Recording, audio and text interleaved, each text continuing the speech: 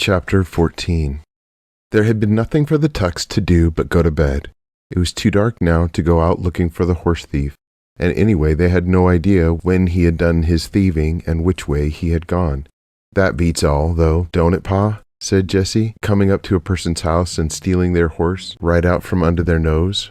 "I've got to give you that," said Tuck, "but the question is, was it just some ordinary thief, or was it someone that had some special reason? I don't like it. I got a bad feeling about this whole thing." "Hush now, Tuck," said May. She was spreading a quilt on the old sofa, making it into a bed for Winnie. "You're too much of a worrier. There's nothing we can do about it now, so there's no sense fussing. You got no reason to think there's anything peculiar about it anyway. Come on, we'll get a good night's sleep, then figure it out in the morning when we're fresh. Boys, up you go, and don't get talking. You'll keep us awake. Winnie, child, you bed down too. You'll sleep first rate on the sofa here." But Winnie did not sleep at all. Not for a long, long time. The cushions of the sofa were remarkably lumpy and smelled like old newspapers, and the chair pad May had given her for a pillow was thin and hard and rough under her cheek. But far worse than this was the fact that she was still in her clothes, for she had firmly refused the offer of May's spare nightgown, with its seeming miles of faded cotton flannel. Only her own nightgown would do, and the regular bedtime routine. Without them, she was painfully lonely for home. Her joy on the road that morning had completely disappeared. The wide world shrank, and her oldest fears rolled freely in her consciousness. It was unbelievable that she should be in this place. It was an outrage, but she was helpless to do anything about it, helpless to control it, and exhausted by the conversation in the rowboat.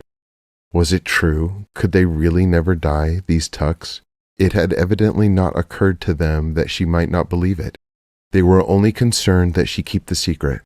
Well, she did not believe it. It was nonsense, wasn't it? Well, wasn't it? Winnie's head whirled. Remembering the man in the yellow suit was the only thing that kept her from weeping. "He's told them by now," she thought, rehearsing it. "They've been looking for me for hours, but they don't know where to look. No, the man saw which way we were headed. Pa will find me. They're out looking for me right now." She went over it again and again, lying wrapped on the quilt, while outside the moon rose, turning the pond to silver.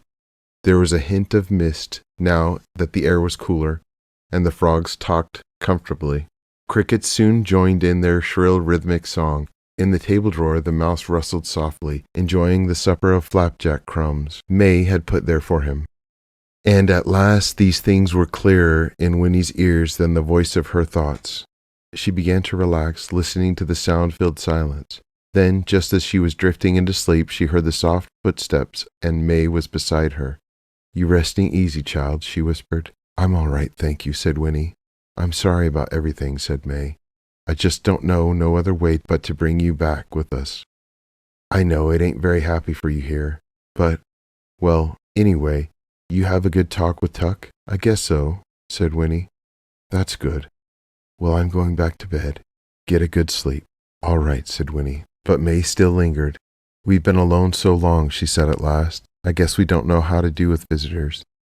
But still and all, it's a good feeling, you being here with us. I wish you was ours." She put out an awkward hand and then touched Winnie's hair. "Well," she said, "good night."